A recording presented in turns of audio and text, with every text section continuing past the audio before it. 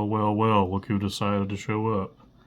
I know it's been forever again. I didn't intend it to take this long again, but here we are. It's been a really busy year. I always try and make time for this thing, though. This is the most important video for me, at least. I'm definitely going to get back into doing this more often, like for sure this time. Things are a little more settled down. Got more time. I'm in a different place right now in the apartment. There's a lot more light here, so we're doing it here. I'm not going to ramble too much here in the beginning. I'm not going to do too much catching up. I'm going to try and get right into this thing. This is going to be the top 25 metal albums of the year for me. Pretty diverse list. I've got a few extras here at the beginning, and I'll try and keep some of these earlier ones a little more succinct. A lot of these earlier ones are kind of like big releases, everyone knows, and I'll do a deep dive on some of the later ones, because this year was probably the most stacked and most impressive year in metal since I've been coherent enough to listen to music. There's 5 or 10 albums here that could be number one, but that was a pretty big blowout at the top. We'll get to that here in a little bit.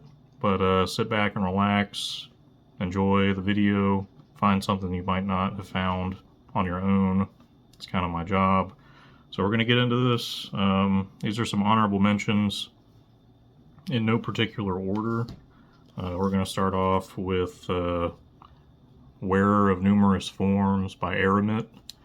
This is a extremely long doom, sludge, funeral doom, atmospheric something or other. I think it's over 2 hours long, 2-disc. The first song alone is over an hour. This would have ranked higher for me, but the production on this is not my favorite. The bass is so high that I have to literally turn anything I listen to down, like in my car, on my headphones, or on a speaker. You gotta turn it all the way down or it sounds like poop. It's a really good album though, if you mess with the equalizing a little bit. Definitely recommend this one. Aramit, Wearer of Numerous Forms. This was another one that I had never heard of before. This came out and then they re-released their first album, which I also got. This is a blast of an album. This is Imperial Crystalline Entombment with Ancient Glacial Resurgence. Incredible artwork. I love the like all-in ice aesthetic here. It's fast, blasting, cold, nasty, old school-ish black metal. Just goes 100 miles an hour the whole time pretty much. So yeah, go check out Ice. Here's one, might not have been on everyone's radar. This is like a technical death metal, deathcore band called The Eating Cave. This is The Miscalculation. This one was numbered. Fast, brutal, nasty, pretty straight to the point. Really fun to listen to. If you like deathcore, tech death, go check out The Eating Cave. Next one here. This is the debut from Agriculture. I think this one was a pretty big hoot. I was pretty excited about this thing when it first came out. It's not much I don't like about this. I think it just needs a little more time to stew. I'm gonna move this painting real quick. It's kind of reflecting bad.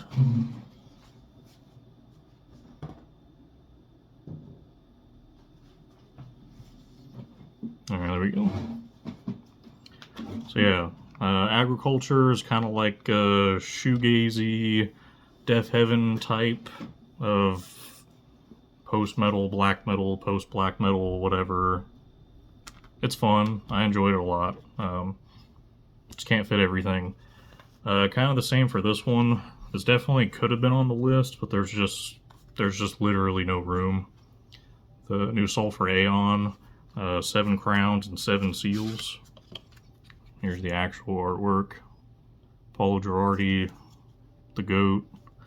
If you know Sulphur Aeon, you'll probably enjoy this. This is a little different than some of their past releases. A little more melodic. There's quite a bit of singing on this. I do enjoy it quite a bit. You know, just, it's no room. Sorry. Someone's got to be cut somewhere. Alright, so those are the honorable mentions. My EP of the year was the new Worm Shepherd EP. It did not have a physical release. Worm Shepherd is my favorite deathcore band right now, probably ever. Those guys can do no wrong. Hopefully they can get their lineup problems situated. I saw them live about a year ago, and it was fantastic. The EP blew me away. It's pretty long for an EP. The songs are pretty lengthy. They're fleshed out. Devin is probably the most complete vocalist in the world right now. Just nasty, bone-crushing, but also atmospheric and emotional deathcore, I guess. It's not really like have fun deathcore. It's like have a mental breakdown deathcore. So go check out Worm Shepherd. Split of the year. This one was pretty easy for me. I've listened to this a ton. The new Worm and Dream Unending, Starpath. Very fun. Never really gotten into Dream Unending before this, but I'm very happy I did, because this thing rules. I think I've covered Worm quite a bit on the channel, and these guys complement each other very well, I will say that. I'm not going to talk too much about that. It's on a big label. I'm sure a lot of people have seen it. I'm going to put a disappointment of the year in here. I usually try not to be too negative on the channel, but this one, I feel like I'm taking crazy pills with this album, because I could not stand it, and I'm so sad that I couldn't, because this is a band I really, really enjoy. I have their debut on like their Kickstarter or whatever they did for it. The new Alkaloid with Newman. I don't care for the songwriting on this thing. Some of it is just like too out there to be enjoyable or sound musical. I know a lot of people loved it. It's a double album, which I was super hyped for. I've gave this thing many, many spins, and I just couldn't get into it. It's a little bit of a frustrating listen, because I know how good the band members are. I just don't think they quite put it together great on this thing. There's a few good songs, there's a few good moments. It's just, it sounds messy, it sounds incomplete to me at least. What are you gonna do? And then a new, I don't think I've done this before, but a band to watch out for. I'm gonna put on here, this is their debut EP. You're gonna see a lot of $20 spin on here. They probably have the best year out of any label, I would say. Those guys put out just straight fire. This is Lunar Chamber with Shambolic Vibrations. Yeah, it's a little hard to read. So my favorite death metal album of all time is Elvenephorus by Lycathia the Flame. There's not many bands out there that try to mimic that sound, and I don't necessarily think they're trying to mimic the sound. It's just, it gives me that vibe, and I'm really excited to see where these guys can go with it, because for being a debut, this thing sounds great. It's atmospheric, it's fun, it's wacky, it's spiritual, you know, it's in the title. But really excited to see where this goes. Got a killer lineup on a big label already, so they have their backs to the wind, we'll say. So yeah, go check out Lunar Chambers. Alright, now we're going to get into the real list. This was very tough. I spent a long time doing this. There's a couple things I still don't have physically, which I'll get into later, so I don't really have anything to show per se. But we'll get into it now. 25, big album. Big album alert, Tomb Mold with the Enduring Spirit. I don't have all these album titles set to memory yet. There's just too damn many of them. I've never been a giant Tomb Mold guy, but this was a really fun album. From what I understand, this is pretty different than what they've done before. Love the guitar medleys on this. The solos go absolutely insane. The lighting here definitely does the vinyl a little more justice. Yeah, I think everyone knows this one. It's been on like everyone and their mom's list, which I do highly enjoy this thing. It definitely beat out a lot of albums that could have been on the list. So yeah, number 25, Tomb Mold. Okay, number 24. This, I believe, is their debut. This was a big surprise to me because I think there's a bunch of members of other bands in this, but this is like a complete package already. This is Iron Master with Weapons of Spiritual Carnage. It's kind of hard to explain what this is because it does everything so well. It almost reminds me of like more brutal Revocation, maybe, like a little more death metal. It's super tight, it's super well written. The production is 10 out of 10. It's clean, it's nasty at the same time. Like, the vocals are great. Just, I cannot say enough good things about this thing. It's just, everything is amazing about it. They knocked it out of the park with this. Can't wait to see where these guys go. Hopefully the lineup stays the same. So go check out Iron Master. Number 23. This was also my first intro to this band. I don't think they've been around too long though. This is Chained to the Bottom of the Ocean with Obsession Destruction. I'm gonna have to keep looking at the spines because I don't have any of these names memorized. So this is like, if you like Primitive Man, or maybe even like Mizmor, or I don't know, just like nasty, crusty, doom, black, ugly, cancer, stinky, rusty sounding music. Like, the vocals on this are piercing and shrieking, and it's super heavy, and all the songs are super long. This is just like right up my alley. The name rules. Chained to the Bottom of the Ocean. Go check this out. 100%. That's number 23. Chained to the Bottom of the Ocean. Okay, number 22. This is a band that probably on a lot of people's radars now after their reformation. They've kind of been on a huge tear. This is number 22, Afterbirth with In But Not Of. Also kind of hard to explain what this is. It's progressive, technical, brutal death metal with some like cool little like synth stuff going on, some funky stuff, some, I don't know, it's a little hard to explain without just listening to it. This is a pretty bite-sized album, so you can easily digest it, but there's a lot of layers to it. Hovering Human Head Drones, one of my favorite songs of the year. Very funky and groovy and brutal. Will Smith from Artificial Brains in this, obviously. So go check out Afterbirth with In But Not Of. Number 21, I'm not going to talk about this too much. New Cattle Decapitation. Terrasite. I thought Cattle Decapitation was going to lose me completely with the direction of Death Atlas. I know I'm probably going to get crucified for that.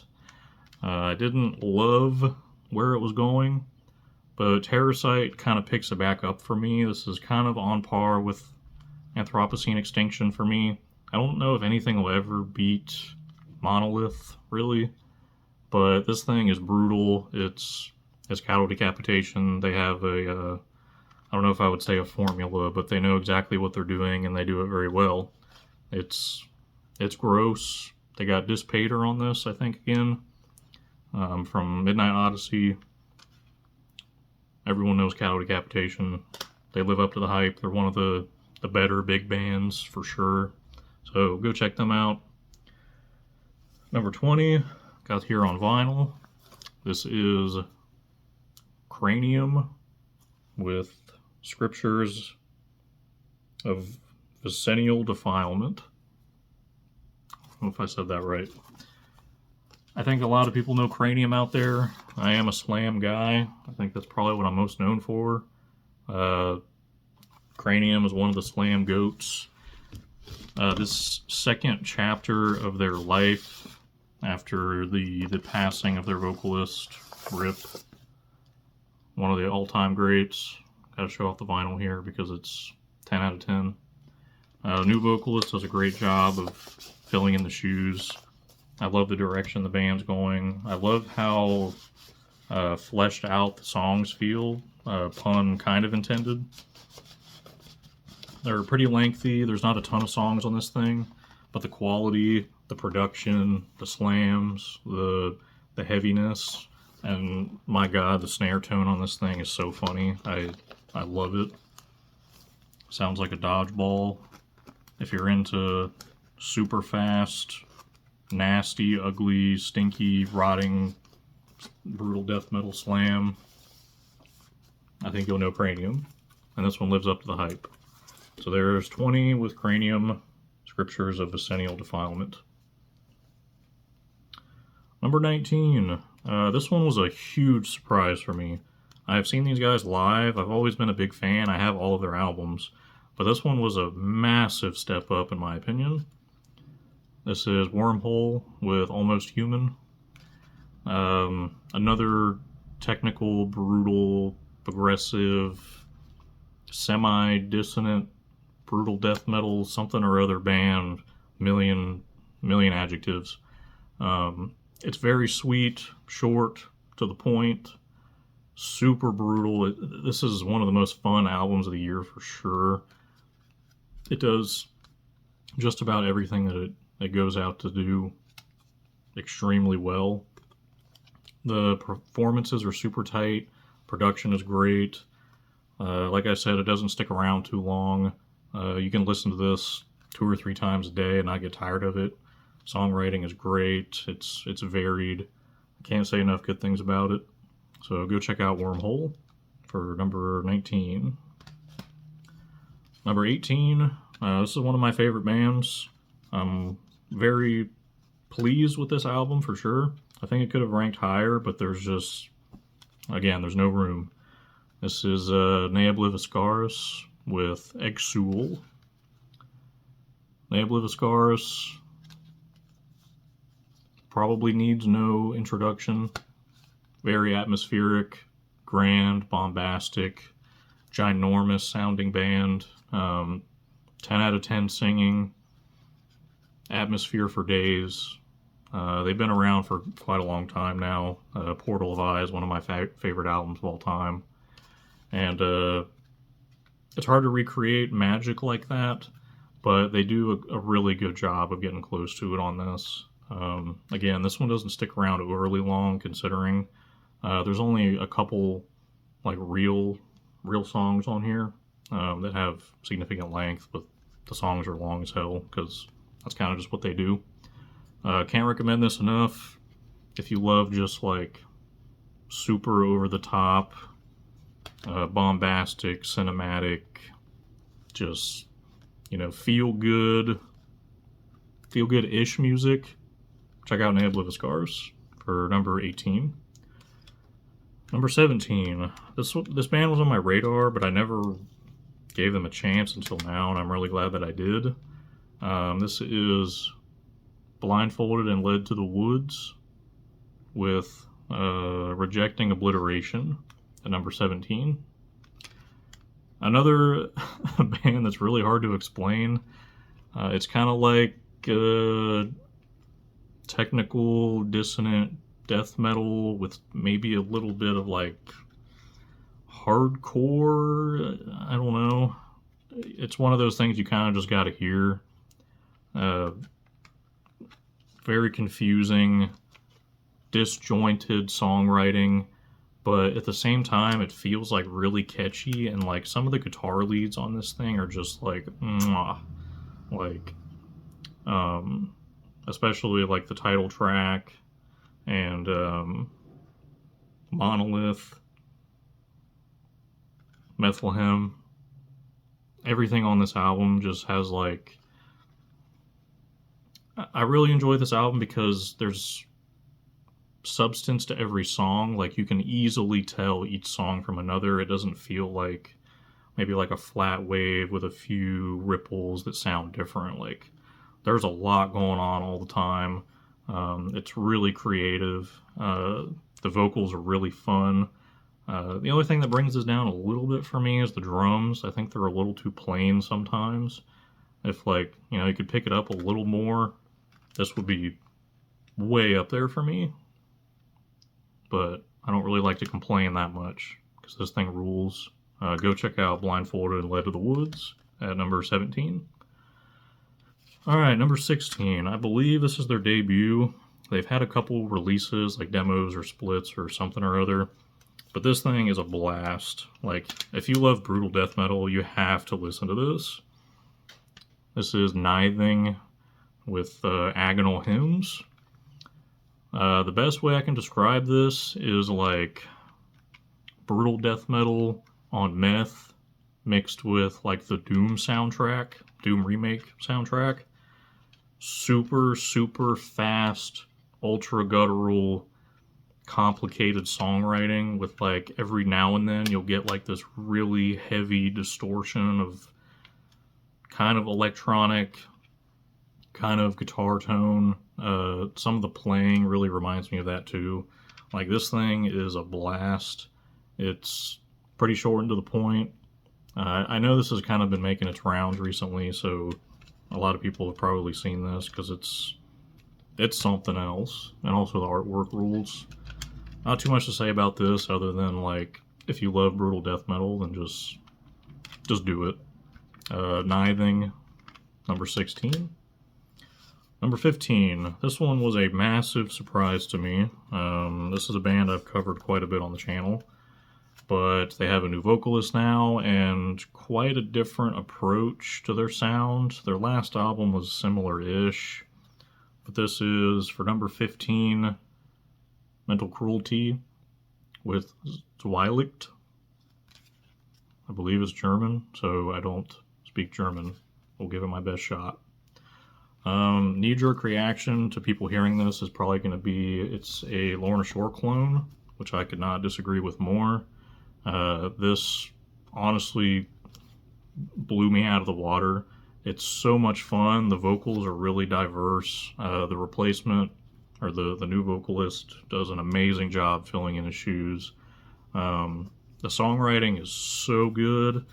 The breakdowns, for sure, it's kind of a big trend right now to have the pants shitting heavy breakdowns, but like this thing does it really well because it makes sense in the song.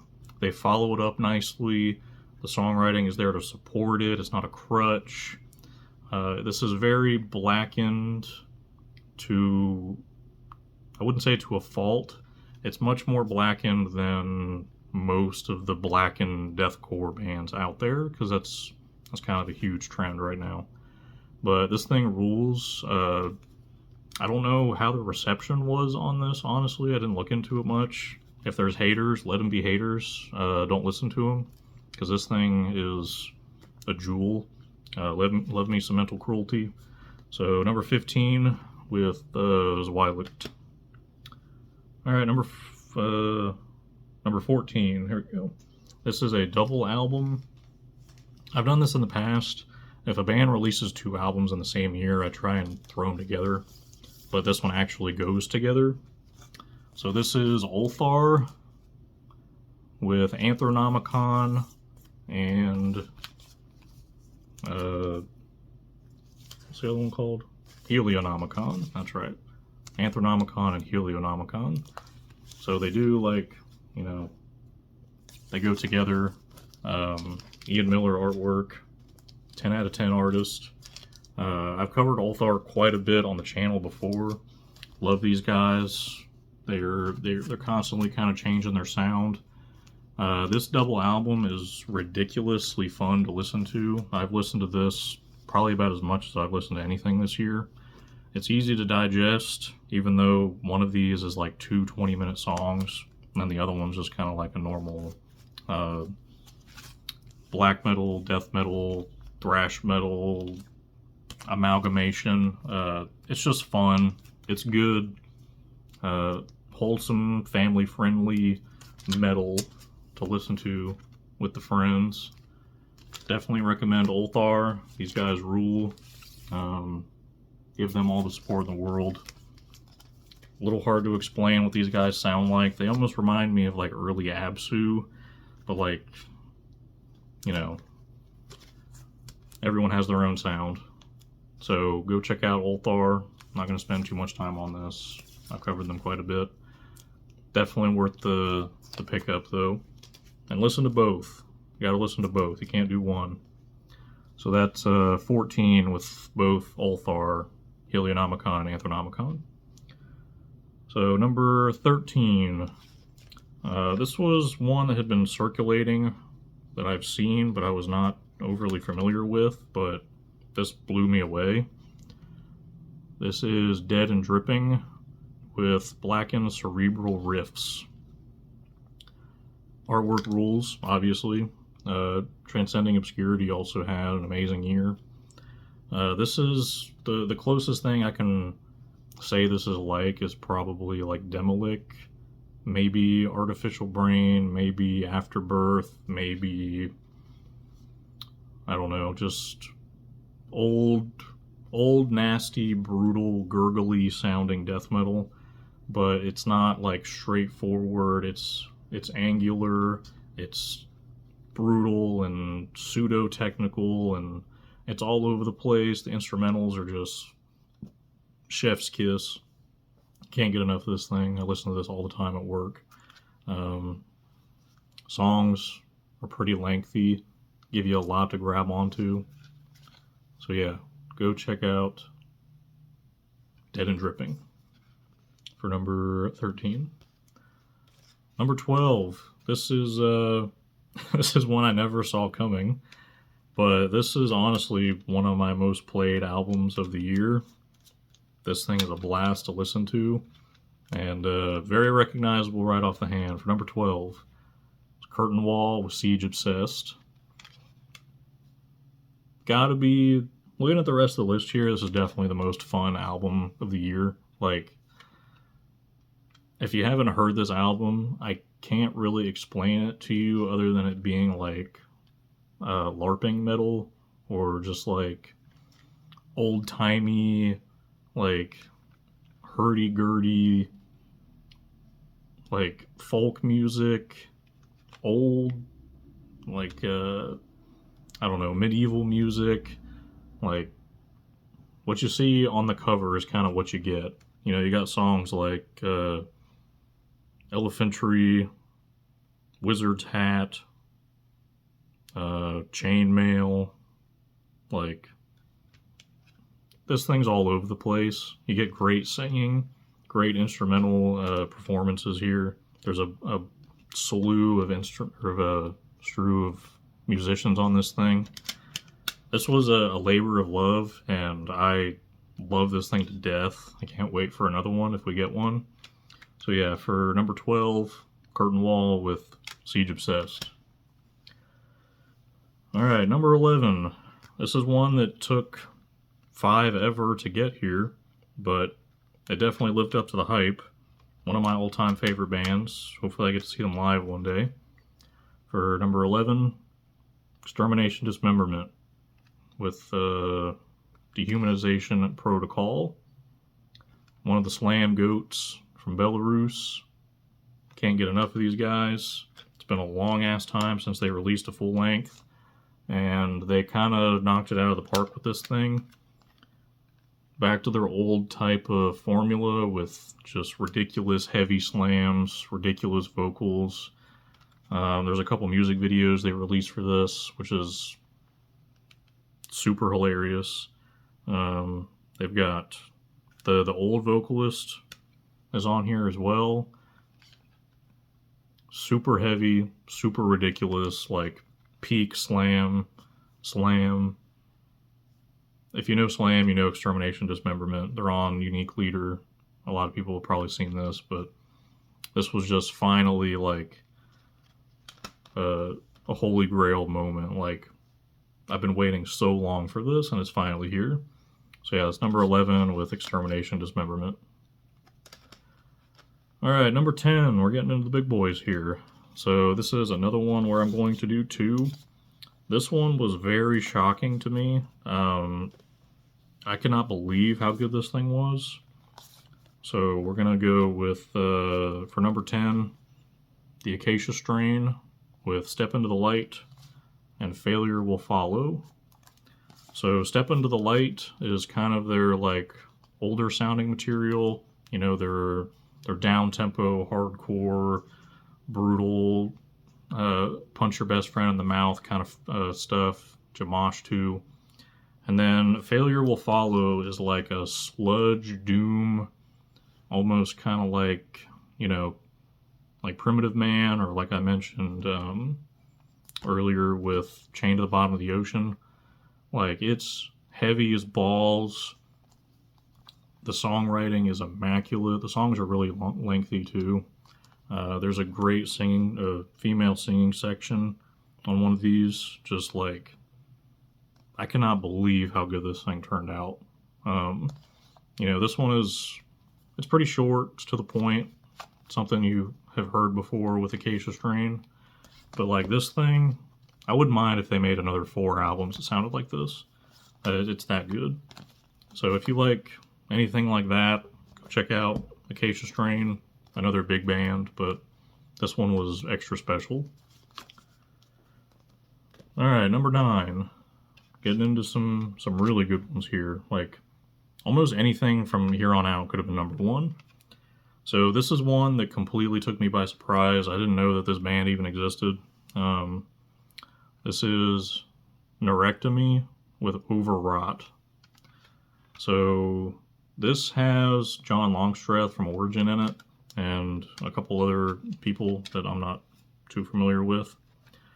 But this is like Brain Drill or Viramia or Origin, or insert any other band that plays a billion notes in a song. But this is probably one of the best, if not the best version I've heard of this sound. Like, it's super catchy. It's not too over the top. It has some over the top moments, obviously, but the songwriting and musicianship on this thing, including the production, just complements everything. John's drumming, he's my favorite drummer of all time. Dude's a legend. One of my favorite songs of the year is called Dolphin on here. This thing has some pants soiling moments on it too. Pulls out all the stops with some bass drops and just unforgettable moments. Great cover art too. Go check out Neurectomy. This thing rules way harder than it has any right to. So that's number 9 with Neurectomy. Number 8. I believe I talked about this band's debut EP when it came out. I didn't know what to expect from them after. But this is number 8 with Flesh Vessel, Yearning, Promethean Fates Sealed. Gorgeous cover art. Another one of those bands I have absolutely no clue how to describe. It's not necessarily symphonic, but there's a lot of secondary instrumentation on this. The guitar work is surprisingly technical. The vocals are super brutal. It's atmospheric at times. It has times where it's just like free-flowing jazz almost. The singing on this thing is incredible. This thing floored me when it came out. For a couple months of the year, this was my album of the year. So there's a lot coming up that has like some serious heft, because I really expected this thing to stand the test of time. But it is great. Another one of those I have no idea how to describe other than just go listen to it. It's quite a hefty listen. I want to say it's around 70 minutes. but it's worth it. Also, there's a couple songs on here that are like interludes, which just do it for me. So that's Flesh Vessel with Yearning Promethean Fates sealed at number 8. I'm gonna take a drink here in my big cup.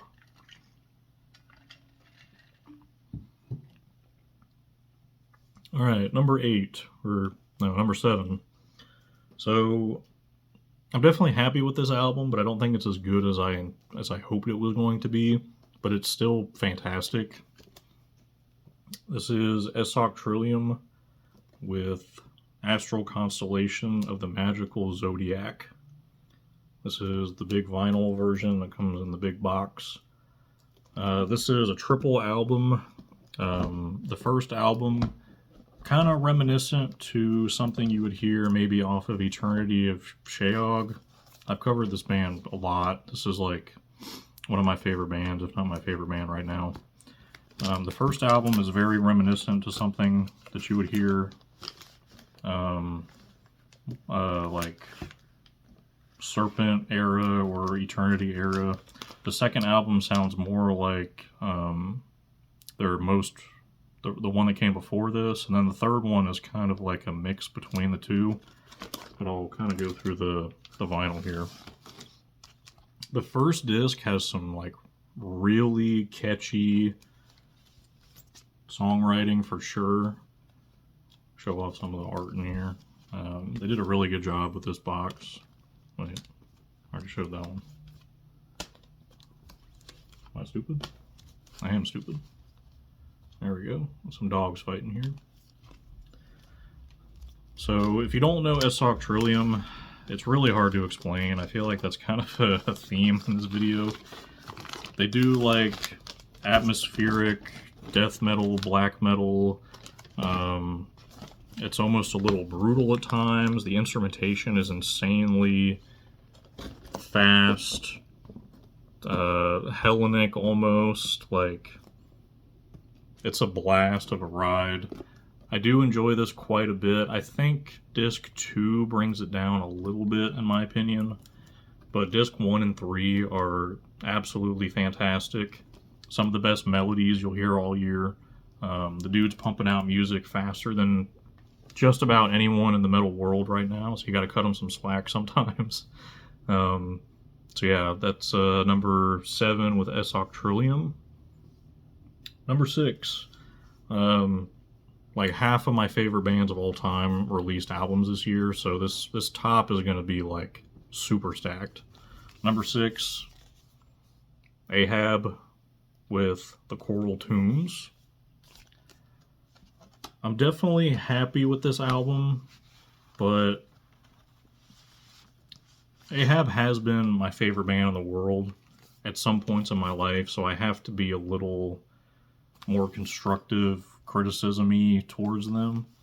I think the first like half of this album is some of the best they've ever made, and then the second half is not great, in my opinion at least.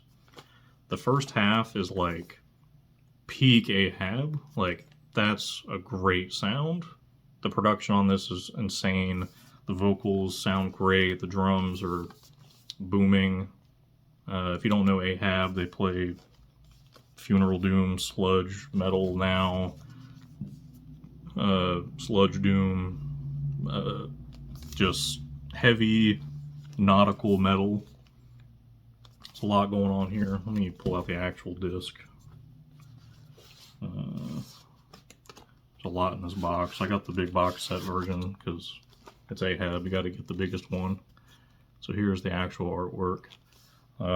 Like Professor Aronnax's Descent into the Vast Oceans, Colossus of Liquid Grave, Mobilis and Mobili, probably my favorite song off of this thing. The Sea is a Desert is a very unique Ahab song. Enjoy that quite a bit. I think the second half just meanders a little too bit in my opinion, but I still love this band to death. I'm very happy with this thing. Took forever for them to make it, seems like. So yeah, definitely still recommend this thing. It's high up on my list for a reason, but I love them, so I have to be tough on them. Alright, so Now we're getting in the top 5. We got the really big boys here now. So number 5, this one took me by a great surprise. Hopefully this doesn't get this video taken down.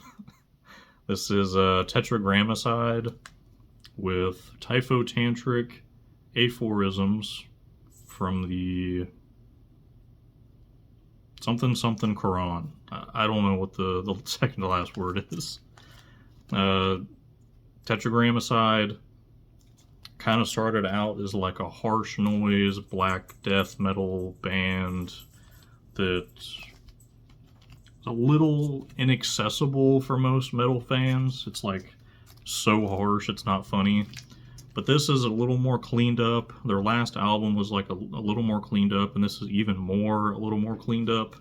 This is kind of just like blackened death metal now. And it is a blasting menace of an album. Like, this thing goes a million miles an hour, like, most of the time. The drumming on this, definitely, try and get everything in here, definitely the best drumming performance of the year, probably. It overpowers the mix a smidge, which is fine, because it's so good. Really intricate guitar playing. There's a song on here. All the songs are like a million words long, so I don't remember any of the song names. There's a song that has like someone wrestling with something. There's a riff in that feels like very unique. It's a super elongated riff that, like, it's almost a little entrancing. Like, if you hear the song, you'll kind of know what I'm talking about. It's a very unique song. Can't recommend this thing enough. It's up here for a reason. I bought the CD and the Die Hard vinyl and stuff for this. Fell in love with it instantly. So that's Tetragrammaton at number 5. Number 4 did not get a physical release. This is a band I've talked about a ton in the past, and yeah, I'll talk about it a little bit here. There's not a whole lot to dig into, but I'm just going to show the painting I have. It's KFR's Painter. This is the original painting I have from him, so I'll bring this out here because I like to have like physical things to show while I'm doing this, but it didn't get a physical release yet. It's probably the best KFR album by a mile now. It's super lengthy. It's so dark.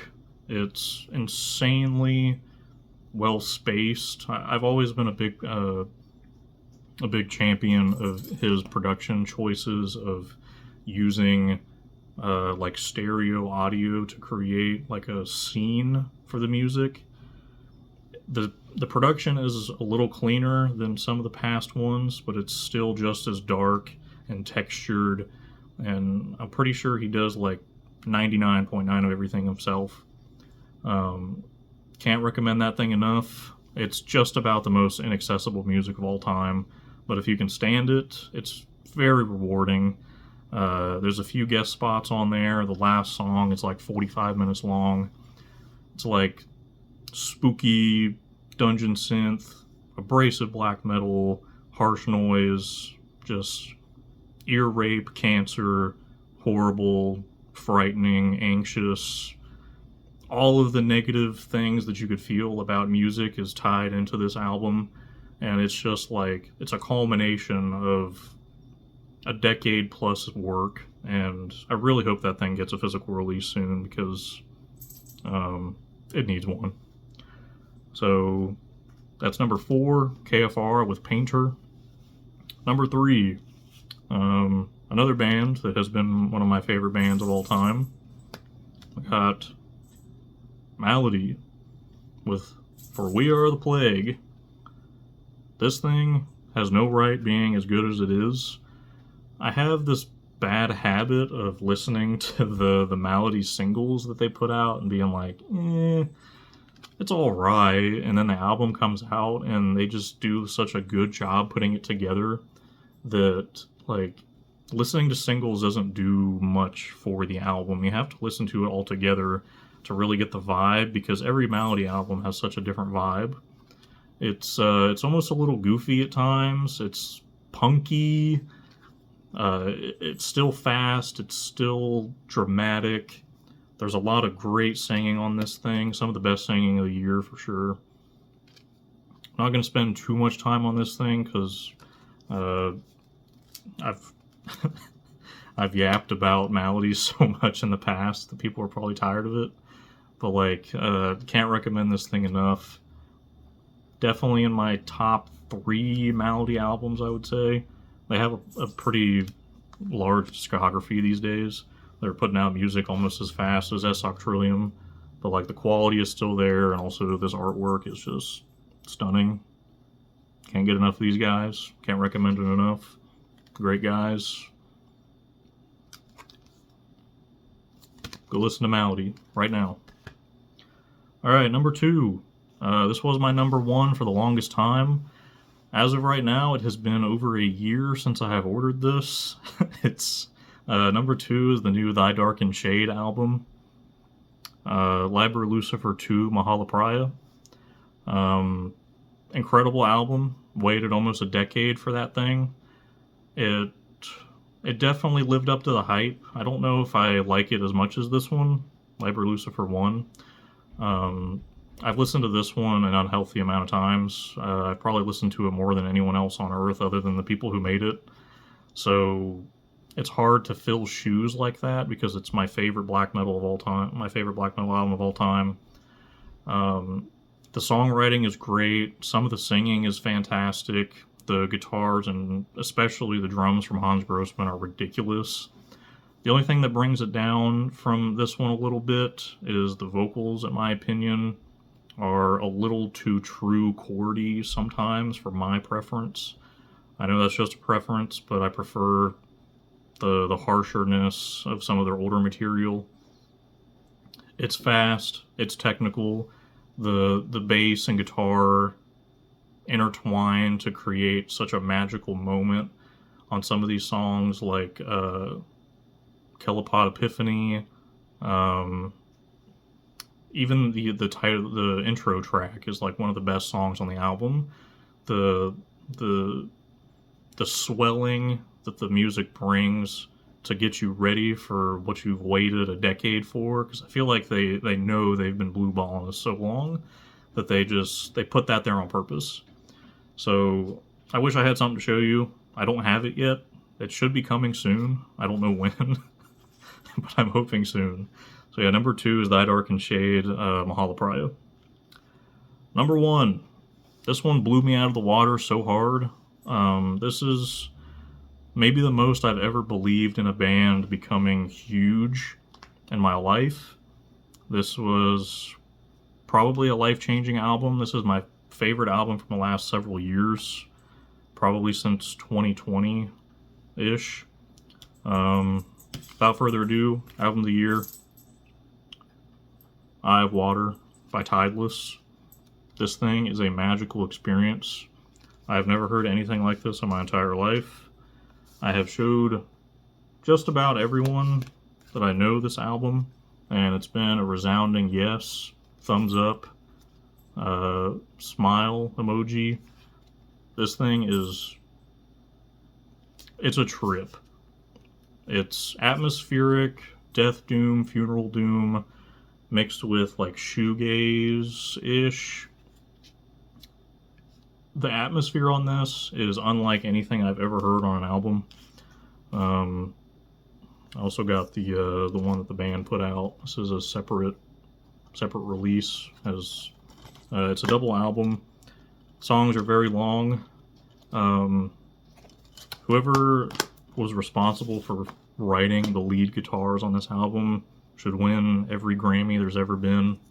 Cannot say enough good things about how atmospheric it can be while also being so simple, and there's not a million things going on. The songwriting is essentially